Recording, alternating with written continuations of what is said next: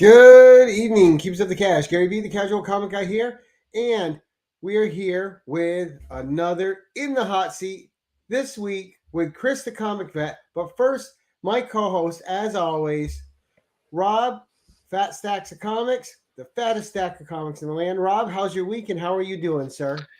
I'm doing pretty darn good, despite the fact that my wife has left me for the week. Uh-oh. It looks like you're having trouble coping.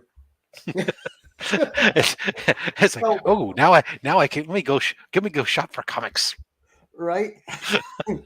Spend way too much. And as always, guys, our guest of honor tonight is going to be none other than Chris, the comic vet himself. Been a long time coming to get him on the show. Chris, how are you doing this evening, sir? I'm good, thank you. And Rob, you could be up to way worse. So just shopping for comics is a good thing, in my opinion. I totally know this guy. It's true. It's true. I spent a little bit of time with this guy before. Yeah, once or twice. We've met. Yeah. Yes, and you guys may know Chris as having the most dynamic background on YouTube. True story. It's actually an active mural of polar bears reenacting the American Civil War in a snowstorm. What were those old books where you look into it and a picture forms? It's a schooner. Yeah, it's a sailboat, you moron. It's a Jackson Pollock. Right. All my money's tied up in my Pollock behind me. Yeah. There you go. So, Chris, as we like to do, we'll get to the chat in a minute. The people in the chat are here for you. They know you, so they're here. They're here to say hi. But for those catching on the rewind who have never found your channel or seen you before, just give us the 1 minute who you are and what your channel's about tour. Well, my name is Chris. My handle is the Comic Vet. I'm based in Ontario, Canada. I have a lot of unboxings on my channel right now. Mystery unboxings. I've been enjoying opening a lot of Walmart packs. Every Wednesday, I do a live hangout called Show Us What You Got, where I invite a bunch of people just to come on the panel and show us what new comic books they picked up for New Comic Book Day. Every Sunday, myself and Mark from Legion of Comics, we have a little show called Two Cool Guys Swap Picks, where two second-generation comic book readers suggest their hot pick for the upcoming New Comic Book Day. I also frequent other people's channels every Saturday afternoon. I'm actually on this guy's channel for a fun little ditty that we call Slab Hub. And Sunday evening, 9 times out of 10, I'm actually on Mark from Legion of Comics channel for his flagship show At Week's End, where we take a spoiler look back at the week at pulp culture and dive deep into the comic books that we read about. Very nice. So let's just get right into it, Chris. Let's find out a little bit about you. Let's let the people of YouTube find out more about Chris. I get the first question, though, Gary. Go ahead. Chris, aren't you making a push towards a certain subscriber count? How are you doing on that subscriber count? Well, today I've crossed into the evilest of all evil numbers. Somewhere Iron Maiden is praising my channel. I'm making a push for 700 subscribers. I'm about to drop a video in the next little while, spotlighting 3 grand prizes I'm going to be giving away once I cross over 700 subscribers. So right now, yes, I'm sitting on 666, and that's pretty cool. The day after 420, look at that, right? That's right. So yeah, make sure that you subscribe to Chris. Come on. Come on, Taylor. I know that you're going to be one of those guys that's going to be pushing for the 3 big prizes I got. Lots of other stuff. Follow-up question on this. Sure. Is it true that you're a veterinarian? No. I do not own pets. I haven't had pets in a while. God bless people that do. I actually really enjoy pet videos. Cat videos are my absolute favorite thing to look at on YouTube and Instagram and Twitter and all that. That's a guilty pleasure. I like I have cat videos sent to me all the time because people know that I enjoy cat videos. But no, I am not a veterinarian. So King Titus is completely wrong. King Titus off the mark a little bit, but I think he knows now what's up. Good dude, though. Good dude. But it was so great that he was wrong because it gave us so much pleasure to watch all the things that happened because of it, right? It was just it was a great rabbit hole. Yeah, that took on a life of its own. Yeah, I'm sure that brought a few people to your channel that had never seen you before. You know what? That's if you think about it, that's exactly what he does. It's all he does is promote other people's channels. It's a wonderful thing. Didn't take you for a cat video guy, says Joe from Anachronic Comics. Well, it's a guilty pleasure. Joe, he's got a dark side. It's videos of cats being buried. No. No. It's catapult videos. No, Right. If you want to know my absolute favorite type of cat videos, just put into Google cat video cucumber, and you'll find out why. Oh, it sounds like a dangerous thing to Google. Cat videos, cucumbers. There's nothing sinister. There's nothing pornographic about it. Just watch a handful of those videos, and you will laugh. Right. Just give us a few minutes to make some advanced links and. But yeah, Joe said, "I don't think so." Joe, check it out. Cat videos. It's cucumbers. It's like your buddy coming up to go, "Hey, here, smell this." Right. Exactly. No, really, you'll like it. Nope. No, I'm not a veterinarian. No, exactly. Here, not by any stretch of the imagination. So, Chris, let's just answer that. Since you're not a veterinarian, what does the comic vet mean? That you've just been reading comics for a long time? Kind of, yeah. You're a veteran. You're a veteran of the Secret Wars. Yes, I am. I guess I'm a second generation comic veteran that way. But no, truth be told, I served in the Canadian Armed Forces for a handful of years in my much younger days, and I just couldn't come up with an interesting handle when I decided to begin this YouTube journey. And I didn't. At first, I kind of thought, well, maybe I'll play up the fact that I'm Canadian. But then when I thought of a couple things, when I went to take a look at YouTube handles, they were taken. And the last thing I want to do is step on someone's shoes who's trying to carve out their own way or find their own avenue to travel down.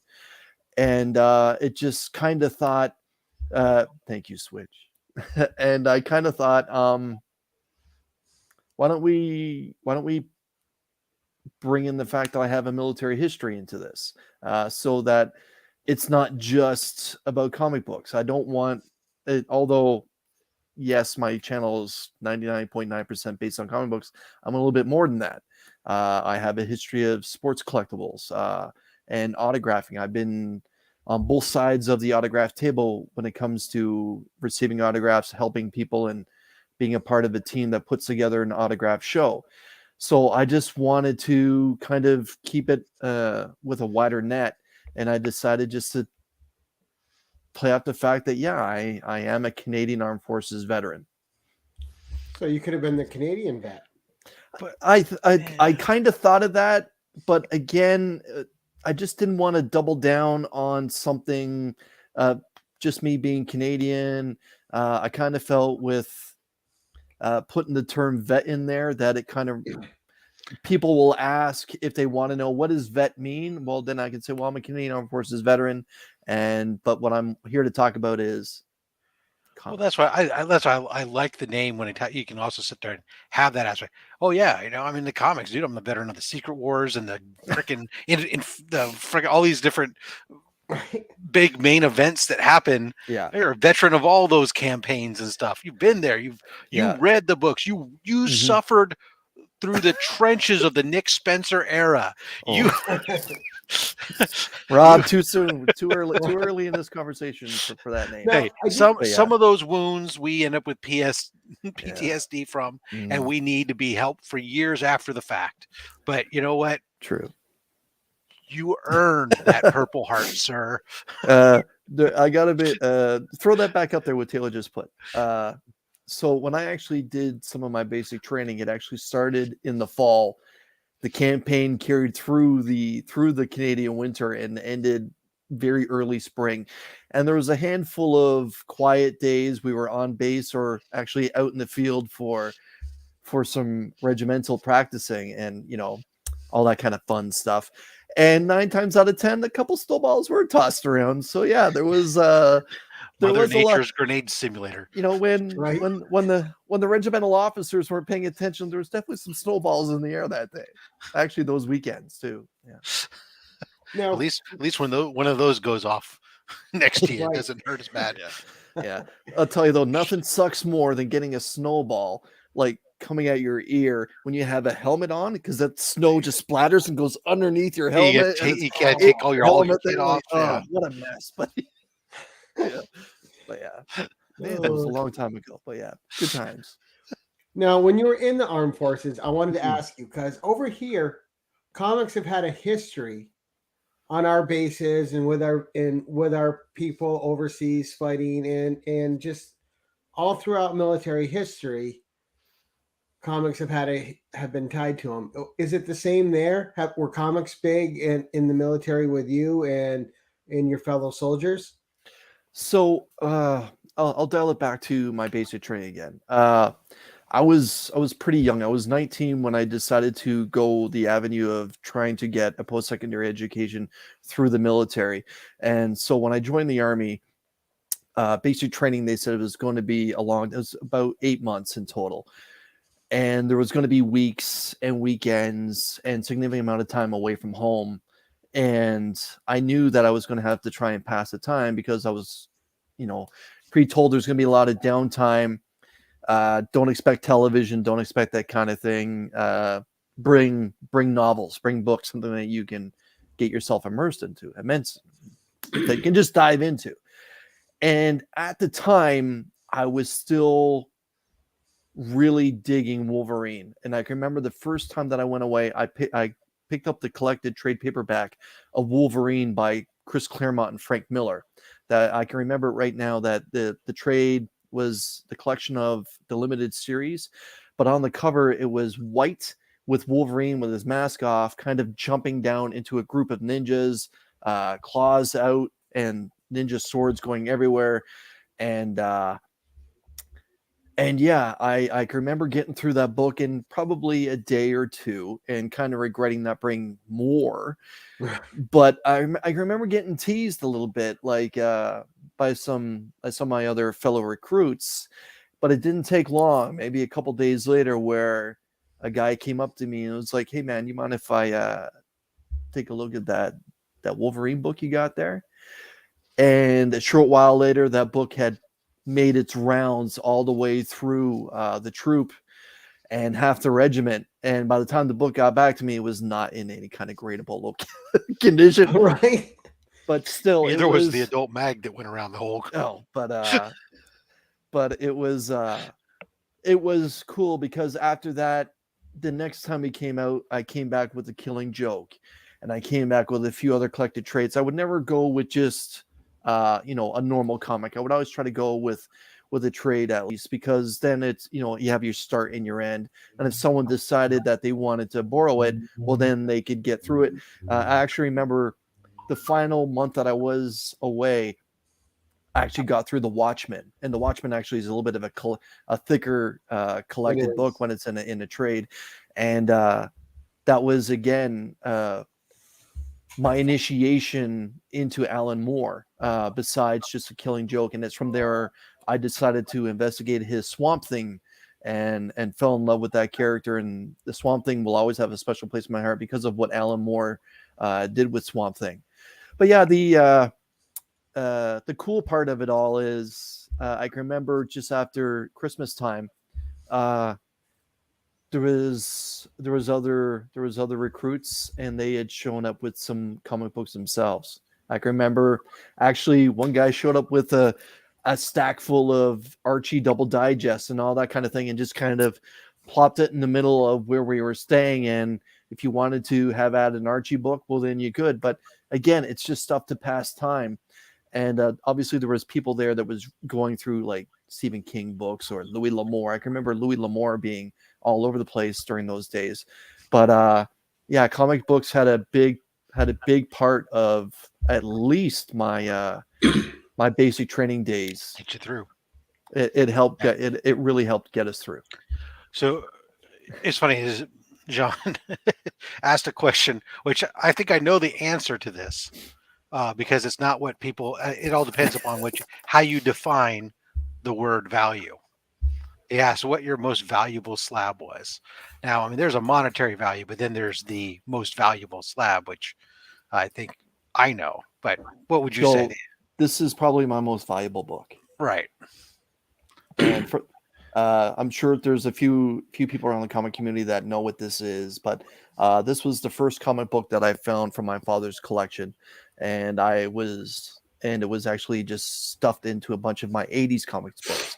And when I was going through a bunch of these books, like going through ASM, the Todd McFarlane run, and then the Larson run afterwards, there was this Turok, and it hit me hard because my father had been passed away for a handful of years before that, and it was just one of those aha moments. Like, I knew he had books, I knew some of the books, but here it is. He stuffed it into my own long box, and so yeah, this is probably my most treasured book, just because it was his. And at what point in his life he read it, I'm not sure, but it's from 1958, and he was born in 1947. So it kind of lines up that way, where he would still be a young boy. But my most valuable comic book would probably be this bad boy. This is an ASM 1 and a 2.0 signed by Stanley. And it's actually, the cool story about this book is he actually signed this in his last visit to Toronto before he passed away. Wow. It was actually signed September 3rd, 2016. And that was a real cool day. And the one thing I got to say to him was, thank you for Spider-Man. And in that classic voice, you're welcome. So You're welcome, kid.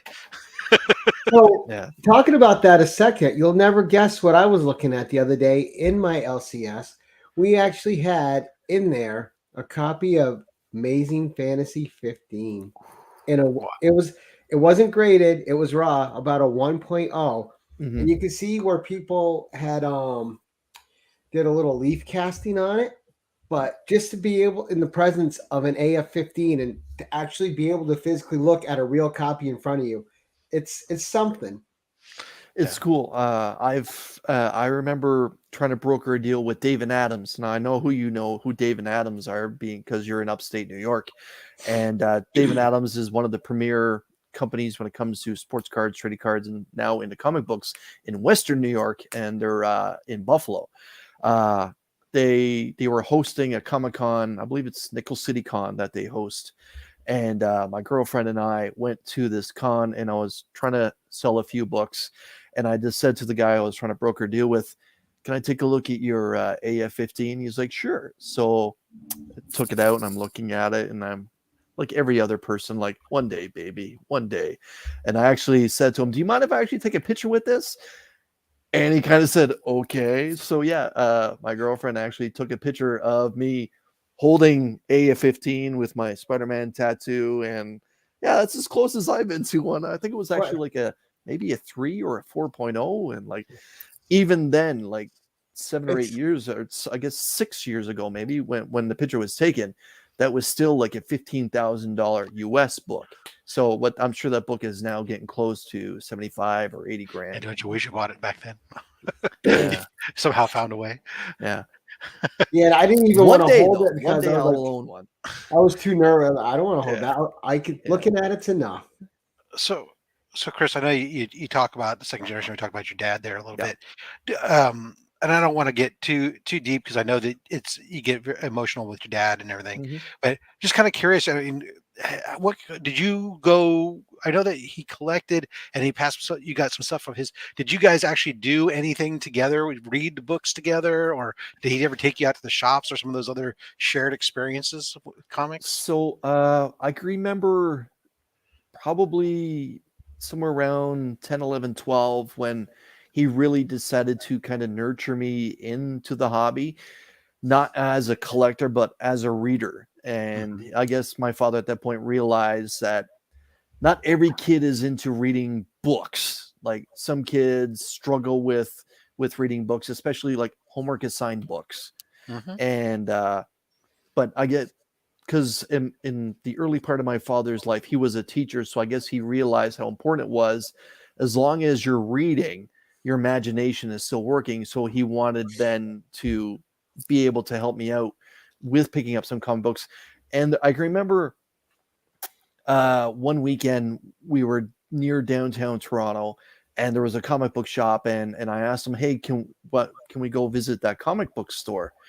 And sure enough, because my dad had a hard time saying no to me.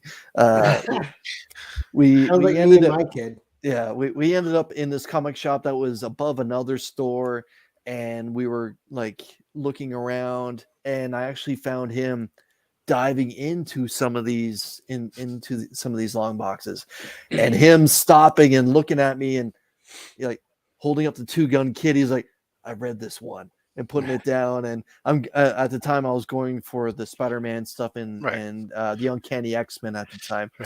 And I can remember you're all superhero, and he's doing all the other all stuff. Westerns. He was all Westerns at that point. Like that's the generational difference. That's just it. He was whole, and I recognized a few of them, obviously, because he spoke about it a lot. And if a lot of those American television shows came on, like Hopalong Cassidy or Bonanza would come on, you know, he would put Gunsmoke and Have Gun Will Travel. He would stop and watch the show, and he would talk about it and talk about the American culture that way. And I can remember he actually ended up picking up a couple of those. He ended up buying a couple books amongst buying me, you know, a short stack of stuff as well. I can remember him picking up like a Lone Ranger and Tonto book. And I can remember him picking up a Gene Autry book and a couple other comic books. And those books have now fallen into my collection amongst some of the other stuff that he held on to. But I can remember specifically at the cash register when he was making the purchase, I noticed on the wall a giant size X-Men from 1975. And at that time, even when I was 10, 11, or 12, that was an $80 comic book. And I said to him, what about that one? And he looked at me and he's like, you're pushing your luck, kid. You're pushing your luck. There ain't enough But lawns now, for you to Dad, mow. if you can hear me, if he would have picked up that book. Anyways, Right. yeah, I was Now, close to a giant size X-Men even then. We're gonna get to this question in a second because I like it. Mm-hmm. But was there any specific book that you both read that you guys bonded over that you guys both liked? Like this was good. Something that kind of met in the middle of the Westerns and the superheroes for you guys? There was from that day, the Lone Ranger and Tonto book. I can remember coming back and coming out of my bedroom and him sitting in the living room going through it. And when he was done with it, he handed it to me and I went through it. And I can remember it actually had like 3 stories in it. And I can remember talking about like the book dealt with like bank robbers and train robbery. I remember talking to him like, so was the Lone Ranger more like a policeman kind of thing, and talking about that because there was no like, you know, the old verbiage. I don't even like saying it now, but cowboys and Indians. There wasn't that much in there because Tonto was his partner. And we talked about it, but the one thing that we really had a good smile and a good laugh over was the ads, like the X-ray specs that was at the back of the comic book, and the Dell. I remember a Dell rifle or air rifle, BB gun being on the back cover of that comic book, and we're talking about it. And I said, "Do you think if we cut this coupon out and send it in, that we could still get it?" And he's looking at me like, come on, kid. Like, it's like 1956. This is 1986 or 83, whatever it was. Like, but yeah, I remember being greatly disappointed that these coupons for these cool ads throughout this comic book, like a bicycle ad, like that, they would not be honored for, you know, 50 cents. So I still can't get a Schwinn. I still can't win a Schwinn from the Marvel top. No. Right. So you know where I'm coming from. You know what's funny is I came across a book recently. I forget. I don't know what it was. It doesn't really matter. But the back cover had for like the first online comic. The advertisement was the first online comic back issue bin place Yeah. or something, and they gave their web address and everything. So you had to be, I think maybe it was early 90s, maybe, because I don't think wouldn't have been late 80s by then, but Just and to show what people are talking, yeah, we're talking about. This is where, like, the well, that old one or the ads, one that was plastered they all had, over the front of the right, they Marvel. have like coupons in it you can cut out and Yeah. send away. Yeah. But so I went to that website just to see. I wanted to see, is this place still around? And see if it was. Of course, it wasn't, unfortunately. But No. I was like, everything dies. Damn it! Right? Yeah. Now, you're what most of us would consider a very knowledgeable comic book person. So, how do you think? He has plus knowledge for sure. Yes. How do you think, in your eyes, the comic book community, collecting, has changed over the last 10 years with all the different stages we've gone through? Because it was kind of obscure and quiet. Then we had the COVID, and it blew up again. Now it's where it's at now, and now it's more Grail focused, it seems, and or the hot writer focus. Whereas in times before, it was more artist focused. How do you think the evolution's been, and where do you see it now from where you were before with it? I find the evolution follows the news trends. I remember when I first got into comic books, it was all about the character. For me, it was, oh my goodness, Spider-Man has more than just one comic book. He's in 3. And realizing that the bigger characters had more than just one title. Superman had Superman and Action Comics. Batman had Batman Detective Comics. Yes, it's been around for a few generations, but it was unknown to me in the early 80s. The first big news wave about comic books I can remember was the group of young artists leaving Marvel and DC to go start Image. And that's when that trend happened, and that's people started following artists and would go back and try and find Todd McFarlane books, go back and try and find Liefeld or Jim Lee books, and going out and buying multiple copies of their new books because there may be a chance that on a secondary market it could be worth something.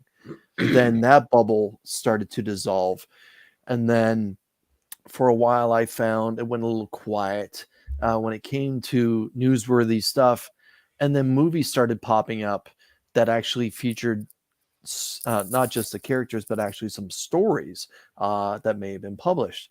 And then that started a new cycle where at the turn of this new century where things were started getting that way.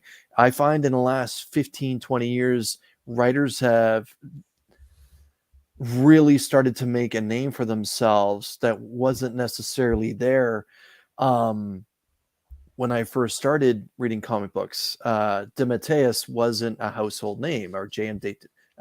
whereas now he is. The only big writer that I can remember was Alan Moore.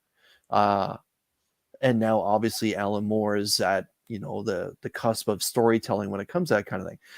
But the trends I find when it comes to collecting goes on stuff that seems to be stuff that catches on the newswire. So I get that variants and exclusives are the trendy thing now because that's what seemed to become newsworthy stuff when COVID first went down. I can remember Frankie's kind of came out of nowhere with their exclusive covers. But it is fascinating to see where in the last 10 to 15 years, people kind of treat first appearances like rookie cards when it comes to baseball or hockey or football. Like what Hulk 181 has now gone beyond a stratosphere that the common man can't really afford. Whereas 10, 15 years ago, it was an obtainable thing. If you're a hardcore Wolverine fan, well, then you would hunt down that book. Whereas it wasn't necessarily the way it is now, where everything is all about the first appearance or the variant cover or that cool exclusive that's done by hot artist of the moment kind of thing. Right. And it's fascinating to watch. It's easy to get caught up in it. I'm guilty of it myself. It's easy to get caught up in it. It is. But the one thing I can say about people that are in my generation, say, it's not necessarily about the first appearance all that much anymore. It's about building runs. It's about going out and collecting what you love and putting together a run of something that you thoroughly enjoy. And again, this is true. Yeah.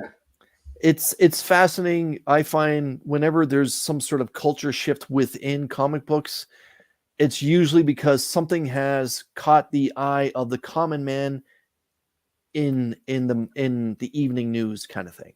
Right. It's expanded outside its normal base. Right. It's great because now there are people that know a character because of a movie or a set of movies, and they're trying to investigate that character because they enjoy the portrayal that the actor has done for them, and they're going out and finding stories. They're not just, I'm hoping at least, not just trying to go out and find their first appearance, because let's be honest, if you fall in love with Thor because of Hemsworth, you're not going to be able to afford Thor's first appearance. So go out and find that Simonson run. Go out and find that Beta Ray Bill storyline where he first shows up. But yeah, I know that's a long-winded answer. I hope I answered it for you. That Gary. was awesome. Right. Now, let's talk about cinema and TV. So, little vet growing up. Yeah. What was your first wow moment seeing a superhero from the comic books on a screen, rather it was the small screen or the big screen? What was your first, like, wow, I can't believe I'm seeing this? Christopher Reeve caught a helicopter falling off the side of a building while catching Lois Lane as well. It was just that, wow. And this guy has the same name as me. But yeah, it was that was Superman, the motion picture, I believe that's how it was identified back then, was just terrific. And I remember my parents really enjoyed it because my mom thought Christopher Reeve was a good looking young guy, and my dad thoroughly enjoyed Marlon Brando. So it, like, all three of us had that, that draw to that film. And for the late 70s, it was really good. I find that it still stands up today. I thought it just, as storytelling, I thought it was really, really well done. And it just grew from there. Then we got Superman 2. And then my parents weren't afraid to buy a comic book off the spinner rack for me if I happened to ask them, hey, can I read about Superman? And I can remember getting a Superman book and looking at the artwork and thinking, wow, this is really interesting. And it ended up being a Kirby book. Nice. And at home though, it was the franchise. It was Spider-Man right from the get-go. It was the 60s cartoon with that fantastic musical intro. And I can remember thinking, like, wow, like, who are all these villains? And even then, like, it went outside just Spider-Man's rogue gallery. Remember, Magneto was actually one of the villains in there. Dr. Doom was in there. And then from there, I can remember one Saturday morning turning on the TV, and there was Spider-Man and his amazing friends. And I'm like, what is this? What is this? Dude got an apartment. And like, my God, now he's in college? Like, what's going on? And Stan Lee did the introduction for that too. And it was and just his beautiful. wife was Madam Web. Yes, and it was yes, she was. And then Spider-Man's always just been a part of my life, just as much as Superman's been. But at home on a daily basis, because the old 60s cartoons were heavily in repeat where I grew up. And every Saturday morning, it was either Spider-Man and his amazing friends or the next generation of Spider-Man. And from there, it just grew and grew. And then I got to start reading about them both and fell in love with Spider-Man. I just sent in my first appearance of Angelica Jones to get graded at CBCS. Very nice. The Spider-Man His Amazing Friends one. Plus, Yeah. I have the Plus, I have the Uncanny 139 with their first official in continuity appearance. Good luck. So Gary, why don't we circle back to Kyle's question that Yes. you tabled before we forget. Well, we'll do his question, and then Gene's got a question. So Kyle's question is, how did you end up hooking up and doing shows with the various YouTubers? Thank you for Like, clarifying the and doing shows part of that. you're very welcome. Because I mean, I love you, brother, but you know.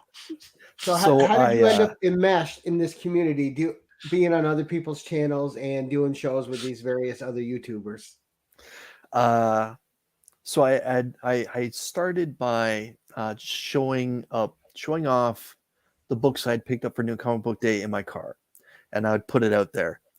And Slotted Up 503 and Legion of Comics would always be these faithful people that would leave comments.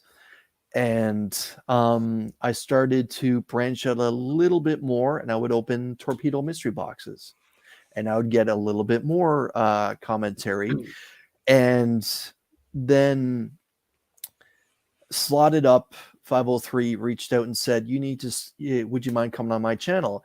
And I was kind of like, well, how would I do that? And he's like, well, through StreamYard. I'm like, I need more context. I don't know what that is. And it kind of grew from there. And I would always politely decline because I was nervous.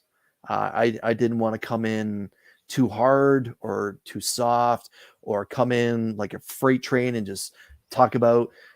I've been reading comic books since. Yeah, I've been reading comic books since I was 7. You know, and going that way, or just coming in and just being a pale face and not being able to put together a sentence. And I can remember being in Slotted Up's chat one time, and he actually had the link to join the panel. And when he highlighted what I had said, he actually waves me, come on. And with that wave that Jason did that day, I actually found the courage to join his channel. And so the very first time I was actually on any other YouTuber's channel was that day with Slotted Up 503. And he was very kind and very gracious, and he very much held my hand through the experience. And what it was about, I can't remember because I was so damn nervous that I kind of blacked out on it. But after that, Mark from Legion of Comics was on me all the time. I want you to come on my channel so we can talk comics. I want you to come on my channel so we can talk comics. Because Mark was seeing through the videos I was putting up what I was reading. And him and I had a lot in common with the books that we were reading. I wasn't just necessarily a Spider-Man guy. I was reading DC books. I was reading a lot of independents. I wasn't just trying to stick to just one avenue. I was, much how I've always been when it comes to comic books. I wouldn't just read one particular title. I was trying to read as much as I can. And finally, I decided, after like weeks and then months of Mark saying, you got to do this, you got to come to my channel. Okay, I dipped my foot into the pool with Slotted Up 503. Let's see what I can do with Mark from Legion of Comics. And Mark at the time had just kind of gone solo, because if you guys can remember, when Mark broke into YouTube with Legion of Comics, it was himself and his friend that were co-hosting whatever it was they were doing at the time in the infancy of Legion of Comics. And his friend kind of decided to step back away from the camera for whatever reasons. And Mark invited me to come on his Sunday night show, and he talked to me about it. He's like, I kind of want to have like just a small group of people talking about the books that they read this past week. And I thought, okay, I think I can do that.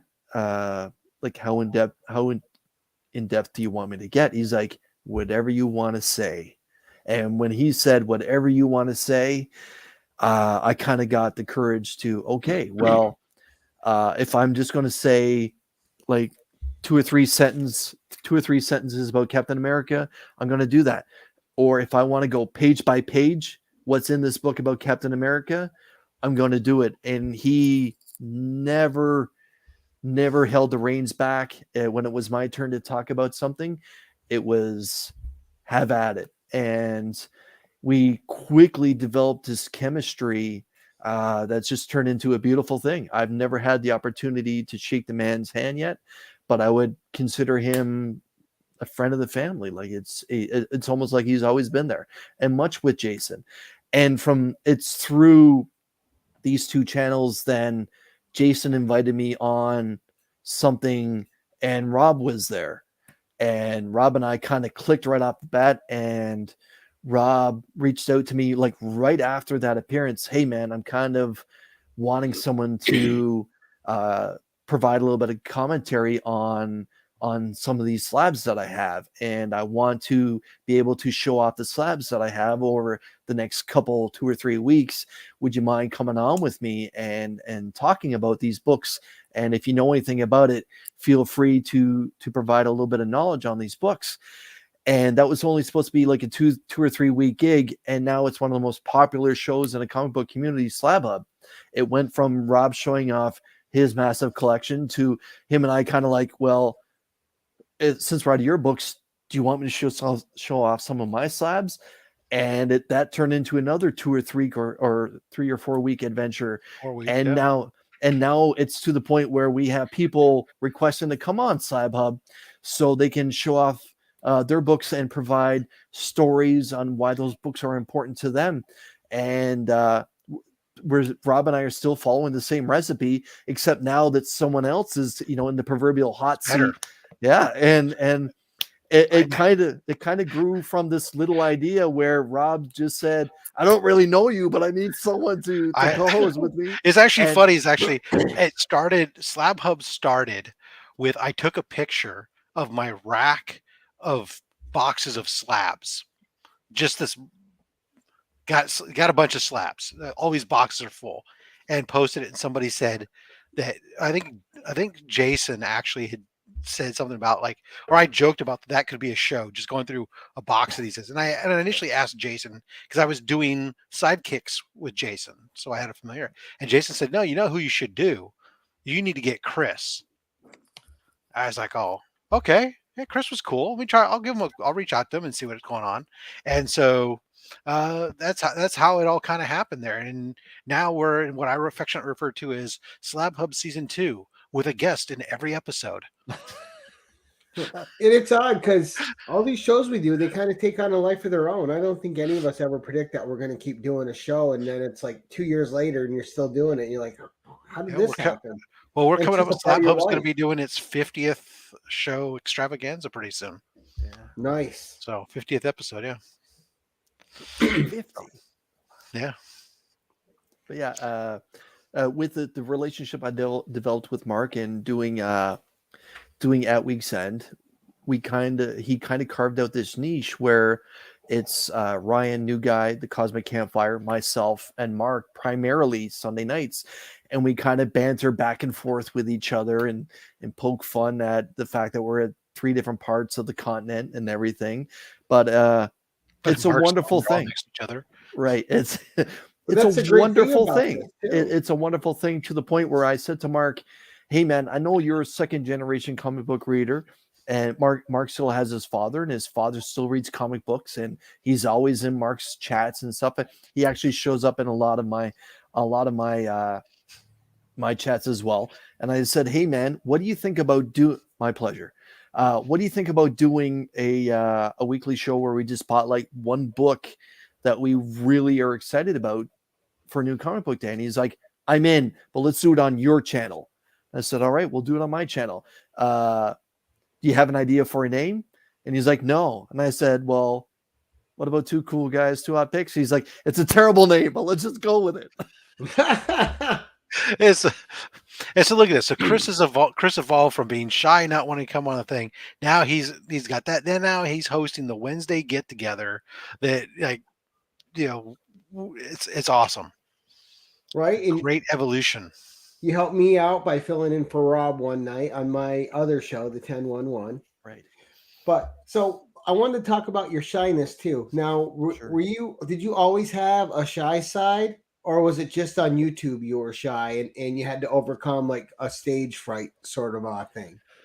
My parents really, really, from an early age, refused to have a shy child.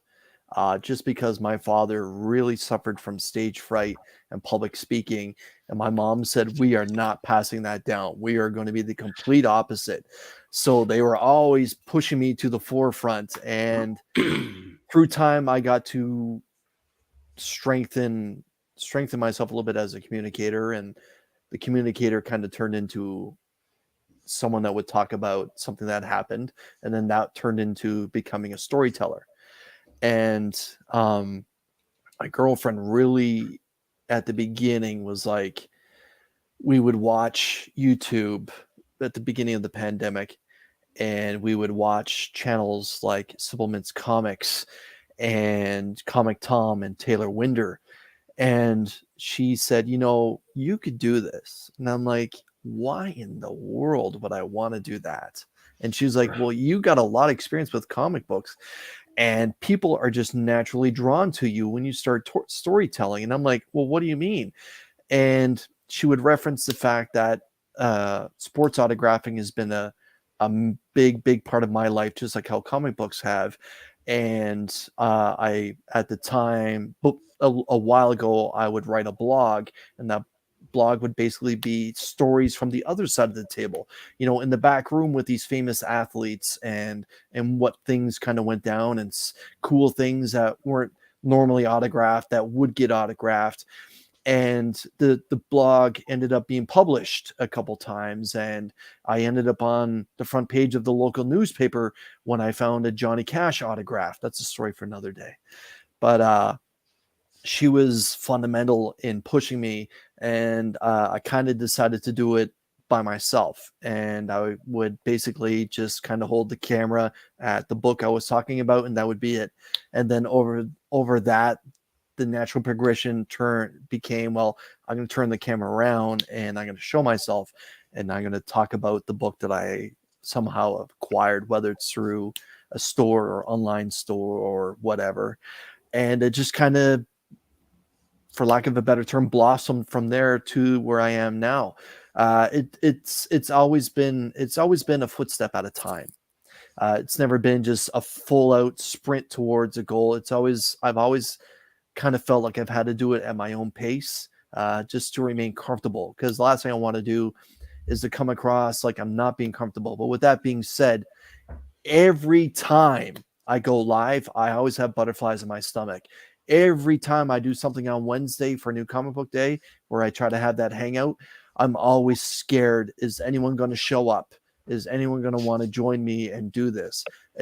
There's always that fear, that natural fear that's there in the bottom of my stomach. But because of my parents, I can push through it and do the public speaking part of it, getting up in front of a bunch of people, whether it's, at work where I have to speak to a group of people that work for me, or in this case where I'm in front of a bunch of people sitting at home on their computers or their telephones, or standing up on stage speaking to people that way. If it wasn't for my mom refusing to have a shy kid, who knows where I would be today. Well, Chris, it's okay, because you don't even have to imagine it, because it's true. Almost everybody here on the other side of their monitors is there in their underwear. I'm wearing jeans, so I said almost everyone. Almost everyone. Because they're at their computers. What else are you going to do, right? Yeah, okay. Or their pajamas. Yeah, one browser's open on a different hub. Now, let's talk about your other hobbies. So let's get into, you mentioned the autographs. Can you go into a little bit more detail about that? What exactly was your job with autographs, or what exactly did you do in the sports memorabilia and autograph world? So from when I basically was about 16 or 17, I started to go down to Maple Leaf Gardens. And Maple Leaf Gardens was the former home of the Toronto Maple Leafs, the NHL franchise that's in Toronto. And I fell in love with that team. And I would go down after practice, and I would bring my hockey cards, and I would get them autographed by the players coming out of the Gardens. And then that kind of evolved to, well, who's the visiting team? And could my favorite player of all time actually walk out of Maple Leaf Gardens? And one day number 99, Wayne Gretzky I was walked gonna out say it of had the to be Wayne Gretzky. walked out of the gardens, and I got Wayne to sign a couple cards, and that was it for me. I was hooked. And then sports card shows started to become a thing, and then autograph events at sports card shows started to become a bigger thing. And then there would be here in Ontario, twice a year there would be the big sports card expo, where it would be primarily based on hockey or baseball, because the Blue Jays at the time were winning back-to-back World Series in 92, 93. And I would collect all those autographs from players, whether it be on a card or an 8x10 photo or a jersey, if I could afford it at the time. And from there, it kind of cooled off with things when my son was born. But when money became a little bit more disposable, it kind of went right back into that hobby, picking up comic books here and there or going to sports card shows. And I can remember the one that was the first one that kind of drew me back into was the New Jersey Devils goaltender, 3-time Stanley Cup champion, Martin Brodeur, was doing a signing at a medium-sized shop in Toronto. And I can remember getting the jersey signed by Marty that day, and actually ended up speaking to the owner of the store and developing a little bit of a relationship with him, and then becoming a constant customer for this man with different baseball players or hockey players, or even sometimes my new passion, football players, would show up. And I would always go out to support the store. And one day I just kind of said to him, "Hey man, if you ever need a little bit of help, I'm available." And he kind of looked at me funny, and he said, "Let me have your number." And it kind of went from there. And I began volunteering my time for these autograph shows. And I would show up a couple hours early before if the signing started at 7 o'clock on a weekday evening.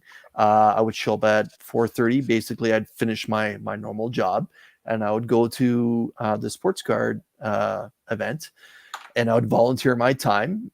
I would volunteer my time in trade of getting whatever I had autographed. So if I had 4 or 5 items, he would let me get it signed in exchange for my time. And when Alexander Ovechkin shows up, that can be a pricey ticket. But then when I showed up with my stuff in relation for my time, he would have that signed. So I can honestly say, other than Mark Messier, Wayne Gretzky himself, and Sidney Crosby, I pretty much worked with every famous hockey player, from the Hockey Hall of Fame to modern day players. I've worked with Bobby Orr, Bobby Hull, Gordie Howe before he passed away numerous times, Doug Gilmour, to the point where Doug Gilmour knows me by name, Wendell Clark. Good old Dougie Gilmour. One of the nicest human beings you'll ever meet, Pat LaFontaine. And I've worked with Roberto Alomar, Joe Theismann. There's not that many that I didn't, for a span of about 15 years, that I didn't work with. That's incredible. I'm away from that now. Just decided to quietly part ways with the company that I was volunteering with. Not that there's anything bad about it or bad about the hobby. It just had run its course. It was kind of becoming the point where I was planning my life around autograph events and not doing things that needed to be done.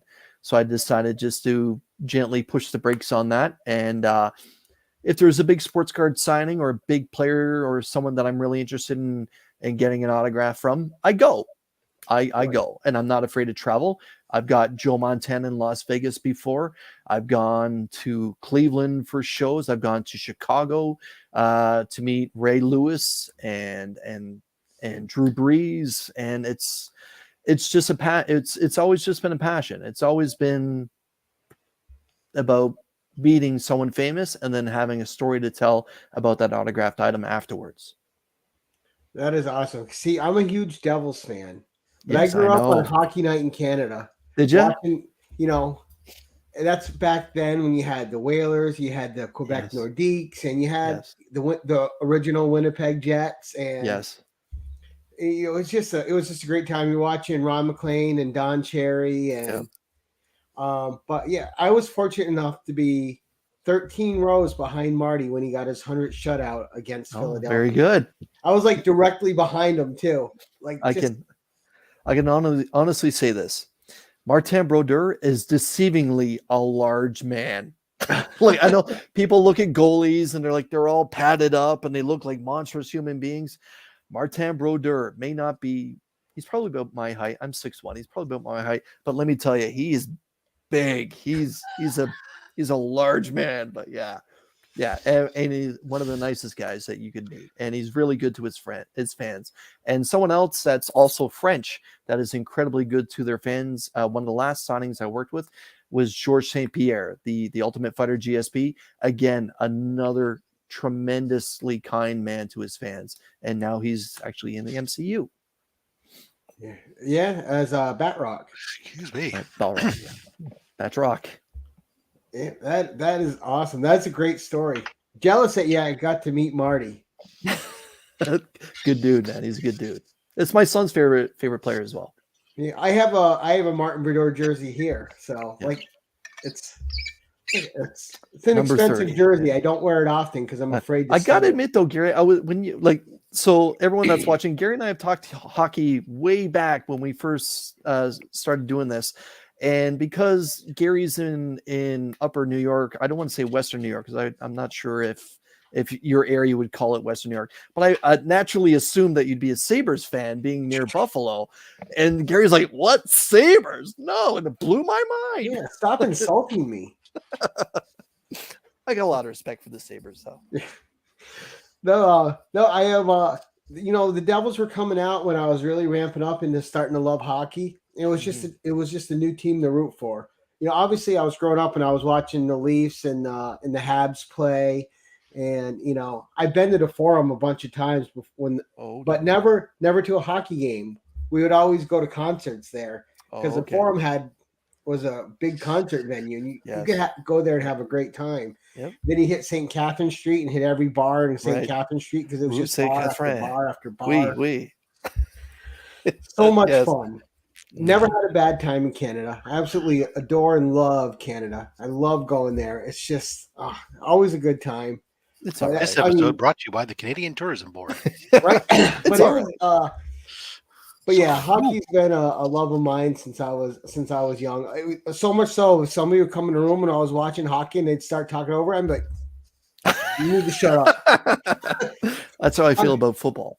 I would be the guy yelling at the team when they would make "Are you that stupid? You really did that?" It's like, come on, And then you watch your team decline after some years. You're like, all right, how are they going to blow the lead tonight? They're up 6-2. They're going to find a way to lose it. Yeah, Scott Stevens retired. It's true.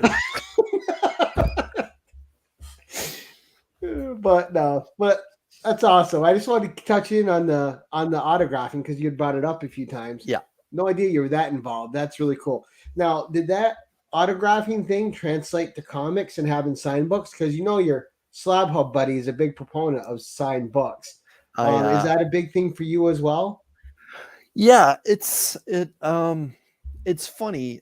When I first really started getting back into comic books, I actually wore a golf shirt of the company that I volunteered for to Fan Expo one time. And I think it may have been a Thursday night one I was at or something like that. And Marcus Toe, the artist that handled Robin for a while, actually recognized the company and said, "Oh, I actually bought some Vancouver Canucks stuff from there," and it kind of blossomed from there. And Marcus Toe actually ended up doing a sketch for me, and we just ended up talking about hockey, and he gave me a very cool Wolverine sketch, and it went. And my passion for sketches became a real thing because of that little moment, and and I decided, well, if I'm going to get things sketched up, I'm going to do it right so I can prove that they're real, being a guy that's really into authenticating things. So I had to have those books facilitated to CGC. So the majority of my sketches are now slabbed up through CGC. And I can remember one time being at Ken Lashley's table, and having a chat with Ken and finding out that he went to Syracuse on a scholarship to be a football player originally, and decided to go home after a while. And then he said that he was a Saints fan. And I said I was a Bills fan. And then he said, you want to talk some fantasy football? I said, yep. He said, have a seat. So again, I came around the other side of the table, sat down with Ken Lashley for the better part of an entire afternoon while he was doing some sketches and signings. And we just shot the breeze. And I ended up talking about my son, who actually had a very prolific high school and junior varsity football career. And he was talking about himself and his daughters and that they're going into sports as well at the time. And it kind of grew into a friendship from there. And then we ended up texting with each other. And then next time he had a con that he was at, I ended up basically working the table for him, helping him sell his prints and stuff like that.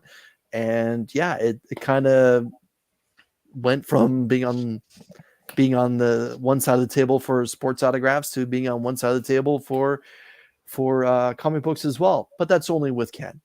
9 times, like every other time, I'm the guy that's kind of fanboying out in front of Jim Lee or insert artist name here, and I'm putting stuff down and letting them know like what part of the story I enjoyed or artwork or whatever. But yeah, I just like, if I know that they're into something outside of what they do for a living, I like to talk about that. Well, that's the easiest way to endear yourself to someone like that too, is let them talk about themselves. Right. Yeah, I think, Chris, didn't we do an entire episode where you just went through I nothing knew but you were going to go sketch there. slabs? Yes. Yeah. So I mean, yeah. So Chris is up. I mean, I may have a lot of signature signed slabs and multi-signed slabs, but my original art sketch cover slab collection can be counted on my fingers. This man pulled an entire episode, one after another, including custom wraparounds and all kinds of other stuff. Yeah, so like, this is a little doodle that Ken did for my girlfriend and I. And this was done at the Niagara Falls Comic-Con. Ken literally just set up his table and we were first in line, and I was poking fun at the Saints not doing particularly well, and he was giving me that dirty look that he does sometimes. And I said to him, I actually got 2 books that I'd like you to do, but can I get you to do like a quickie Spider-Man and MJ cover? And he's like, I don't do kissy faces. But the truth is, he does do kissy faces, everyone. Quite well. This took Ken about 15 or 20 minutes to put together. And like halfway through, I'd be like, oh, that's great, man. You can stop now. And he's like, I'm not done yet. And he actually did this one for us. And a little while later, when it came back, Dan Slott was going to make an appearance at Fan Expo, and I cracked it. And I got Dan Slott to actually sign the book as well, because he is the writer of Renew Your Vows. And I can remember talking to him about Spider-Man at the time when he was doing this. I'm like, one day you're going to do Spider-Man. And he's like, yeah, man, but he's the franchise and they don't let people like me do the franchise. And lo and behold, guess who did a Spider-Man run just a couple years ago? Ken Lashley. So Ken, if you ever see this, I knew you could do it, buddy. I knew you could do it. You didn't think that Dan could have made that? Dan could have made that book extra special. All he had to do was a black dot with 8 little lines coming out and then a remarked spider on it coming down, and we would have had a Dan Slott remark on top. But I just told a quick little story about Marcus Toe did a Wolverine sketch for me. This is actually that sketch he did for me as we were talking about autographed Vancouver Canucks memorabilia, and it itself is a little bit of a wraparound as well. Oh, nice. But yeah, it's again another 20-minute quickie sketch. There are artists that are really good, and then you have some artists that are just fantastic. And Marcus Toe is one of those kind of untapped, kind of undiscovered Asian Canadian artists that I hope one day gets to become a household name. I gotta ask, because I gotta see it if you have one. What's that? All right, seeing the Ken Lashley cover of Spider-Man. Mm-hmm. Do you have a Ken Lashley Black Cat? Black Cat? Yeah, Felicia Hardy. No, I don't. But I do have a Ken Lashley Black Hawks. Just readily available. I do not have a Ken Lashley Black Cat. I've had Ken do Superman and Doomsday and Superman and Doomsday, and yes, that's true. That's And crazy. I've had him do Catman and obviously the franchise and Deadpool, a handful of other things as well. But I'm gonna have to remember that one, Black Cat. All right, Hey, we'll it's see if all it's about as good Felicia as Hardy. I was gonna say. We'll see if it's as good as J. Scott Campbell's Black Cat. Yeah, no, his is good too. I don't. Yeah. I'm just a big Black Cat fan, so I had to I ask. 'Cause know. if you had one, I wanted to see it. No, not yet. I'll ask him. Well, when you do get one, I Mhm. better get sent an Instagram picture of it first so I No can look problem. at it. Like, Gary, look what I got. And I'm like, Right. oh, there we go. Very cool. Nice. So, just a fun question. Sure. Rob's favorite era of comic book covers is the Golden Age. Mine is the Bronze Age. What is Chris, the comic vet's favorite era of comic book covers? The foil And age? why? No. I would say I would say the Bronze Age as well, just because that was my introduction to comic books. Stuff from the late 70s into the early 80s and then the mid 80s and then again the later 80s. The Image era is kind of what I like to refer to it as, the Image era. Those are my favorite times just because that's what I cut my teeth on. Those were comic books that I got to learn words that weren't a part of my normal vocabulary. Amalgamation. Right. It was and crossover. And there was a lot of terms and that kind of thing that that I wasn't familiar with just by my normal education at school. And those are my favorite times. Not to say that the books I'm reading today aren't fantastic as well, because they are. It's just that was my introduction. So when a great storyline, if you're new to comic books and you read a great storyline, that's the one that you're going to naturally progress to. So the Killing Joke, the Death of Craven, Watchmen, Secret Wars and Secret Wars 2, and the Fall of the Mutants. Those were books that that meant something to me, because that's what I was reading as I was learning to read. And but there's a lot of fantastic stories today, like Something Is Killing the Children comes to mind, and Department of Truth, and Not Amazing Spider-Man are ones that I'm really enjoying today. Come on. But they always get their time back.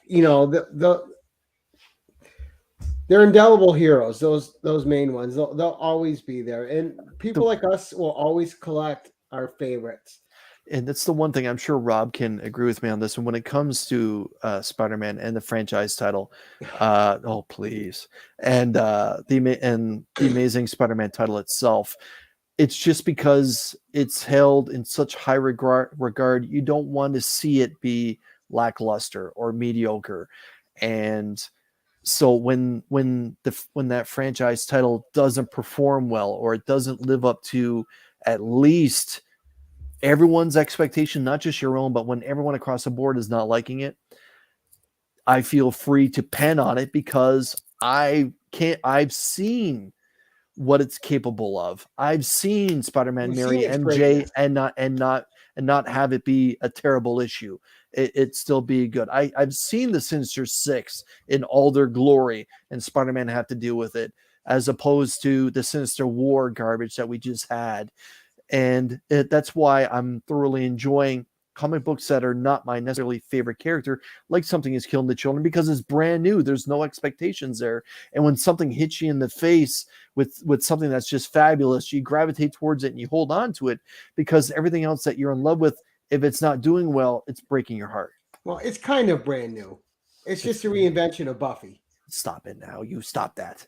That's not a dig on it. I'm not putting it down. Like I said, the Department of Truth is there as well. Like all these things, they emulate great stories that have come before them. And I just think that Something's Killing the Children is doing it. People always think I'm putting it down when I say it's a new generation's Buffy, but it's actually a compliment, because Buffy changed the game. I agree, because Buffy wasn't an over sexualized woman. She didn't have to go around and just stuff to cover her breasts or walk around in a bikini to be Right. to be a strong character. And that's the same thing that's happening with Erica Slaughter, as far as I'm concerned. She's not being overly No, sexualized. she's just badass. She's and doing not her there as job. a sex symbol. She's there as a heroine that's there to clean up a messy job. Yeah, it's funny though because everyone automatically thinks I'm giving it a dig when I say it, when I'm giving it a compliment. Yeah, and to be honest, some of the best artists that do that character are women. Jenny Frison comes to mind. Like this is my favorite take on Erica Slaughter. It's Frison's take. So yeah, like girl power. Right. Oh, good stuff. So, favorite comic storyline happening right now for you?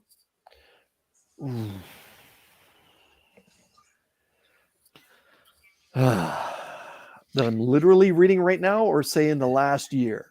His Just let's DC make it a little easier. vampires. In the last year. In the last year, it is Suicide Squad by DC from DC. Huh. It to me, the Suicide Squad, what they were doing there, Peacemaker, Superboy, that storyline was essentially the backbone of everything that DC was doing at the time. If you wanted to know what was going on in Detective Comics, you could read Suicide Squad. If you wanted to know what was going on out of that, well, then you knew that Amanda Waller was up to no good. But my favorite story right now, yes, it was just highlighted by far, and I will sing it from the rooftops, is DC versus Vampires. If you're not reading this fun James Tynion storyline, you are missing out. And if you want to say to me, well, I'll wait for the trade, you're still missing out because I'm going to spoil the book for you. It is it's phenomenal. It's just a fun read. And if you're not reading DC versus Vampires, you are missing out.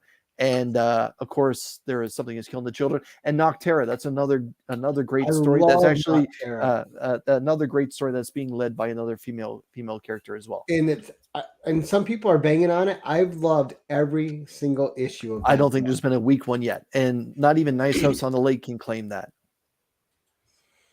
Oh.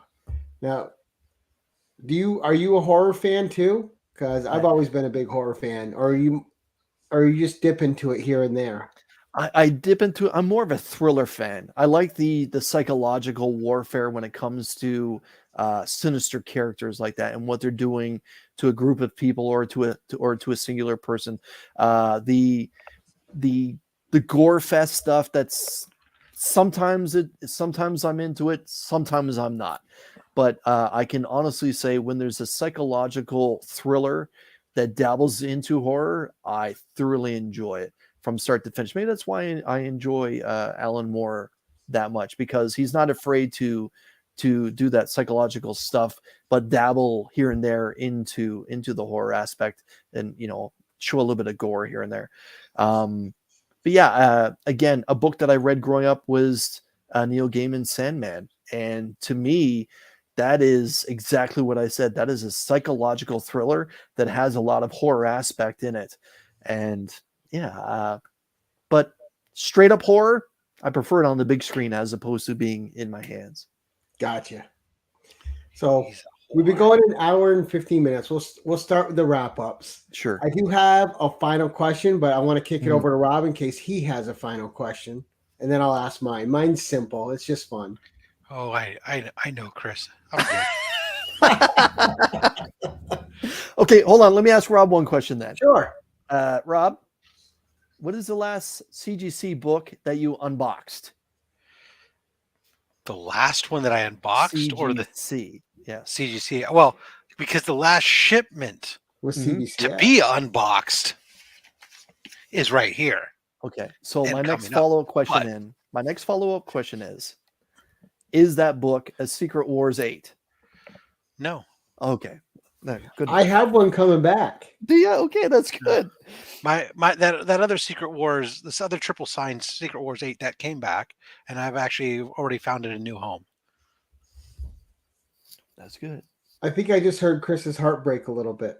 Yeah. No, I know he has one. I know he has more than one. Yeah, I got my Secret Wars 8. The one I missed out on and is the Marvel Team Up 141. I'm like, oh, that's gotten with so Daredevil? pricey. Yeah. So I have a copy. It's just not a copy I'm that proud of to go get graded. See? yeah, but you have it, loves you can Spider-Man. read it, you know. Yeah. So my question is just simple. Being a big Spider-Man fan, we Mhm. all know the great Spider-Man artist, but who is an unsung Spider-Man artist that doesn't get enough credit for what he brought to the character, in your opinion? Eric Larson. I so agree. I Yeah. love Eric Larson's art. His style just fits Spider-Man, and you needed something, in my opinion, that different, but still Right. individualized. I know exactly where you're going with after it. McFarlane. Right. So Eric Larson had the unfortunate gig of following Todd McFarlane on The Amazing Spider-Man and just the Spider-Man title as well. So when Todd left Spider-Man and went to do Spawn, Eric Larson had to fill in for that as well. And he drew, in my opinion, Peter in the same light that Todd did, because Todd really brought Spider-Man into the modern time, and MJ as well, and really gave it a fresh look. And then obviously had his hand in the spaghetti webbing and the oversized eyelids and everything, something that I still find that's my favorite Spider-Man. And Eric Larson had to step in and fill those monstrous size shoes. And he added the tongue and jewel to Venom. Right. A lot of people don't realize how instrumental he was in dealing with Venom and dealing with the Sinister Six afterwards. And actually, Cardiac. and just, yeah, it was, again, some of the best Spider-Man stories happened after Todd McFarlane. A lot of people don't realize that, you know. And then after Eric Larson left, in stepped Mark Bagley, and then the Carnage time started, and the symbiote craze went on, and Eric Larson went over and did brilliantly the Savage Dragon, which is still being published today. But yeah, Eric Larson, I think, is the Spider-Man artist that doesn't get enough limelight, that should have a little bit of limelight. That's a great question, man. Thank you. I just, everyone always wants to talk about the big ones, but you had those guys that just came in and, like you said, they had the tough follow-up job, and he knocked it out of the park. Yeah. And of course, you know how big a Felicia Hardy fan I am. But Yeah. there's only one girl for Spider-Man, and that's MJ. Yep. I think we can go around the table and nod. Yeah. All right. I just want to make sure we're all in agreement. Yeah. Yeah. Okay. Yeah. Every guy has his MJ, and Peter has his, and he hit the jackpot, right? Right? Yeah. You hit the jackpot. She even told him so. Like, yeah. Right? Like, confidence, man. Like, right out the gate. What kind of man doesn't love confidence? She called her a shot. Just simply said right out of the gate, you hit the jackpot, Tiger. That was it, man. Now, that's okay. Did you read the Mary Jane Black Cat team up book, the one shot? The released in the last 2 years? Released like last month. Yes. I think I picked up the Momoki. How good was that by Jed McKay? That was a fun read. And that one brilliant scene with Peter Parker in the hospital bed with MJ and the Black Cat there. Oh, not this dream again. Please be gentle.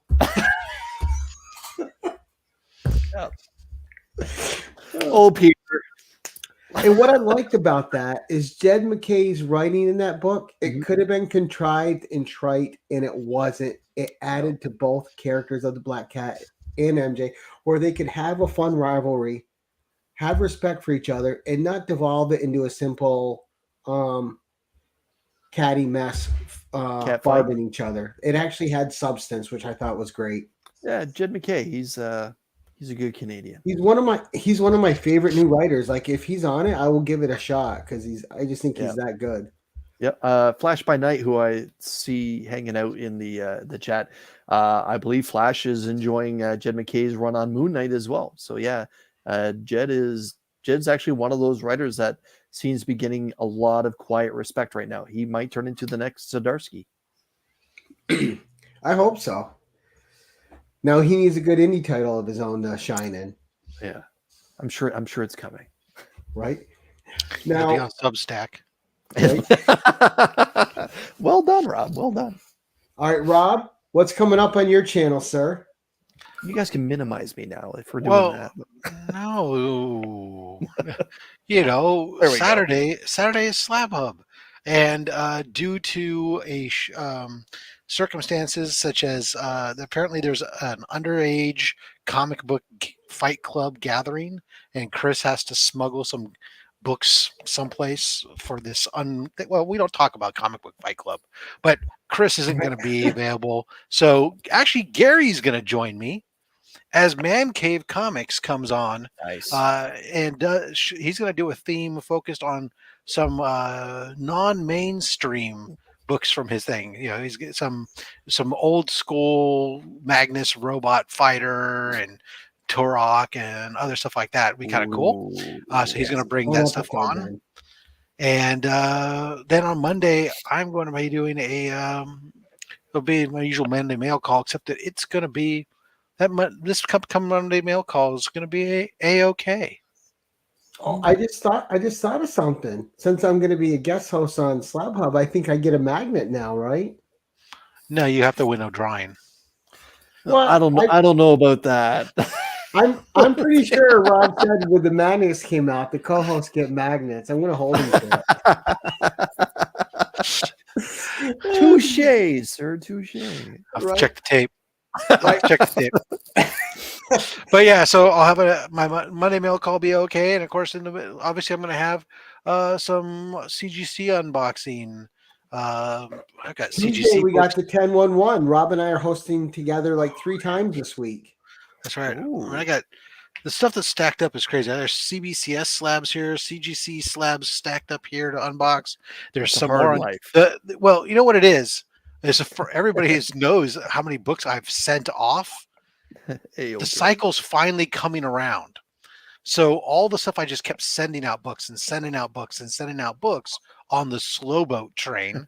All those slow boats are finally coming into port, and now they need to be offloaded. So I'm going to be having a lot of slab unboxings. Nice. Yeah. And then mixing it up just this next month, in case I am sub pushing too, just because I will, because I'm coming up on 800. I don't know what I'm going to do with it, but hey, let's do that. But during the course of the month, we'll be changing up next month's Sidekicks Talk Comics. We won't be just doing character discussions.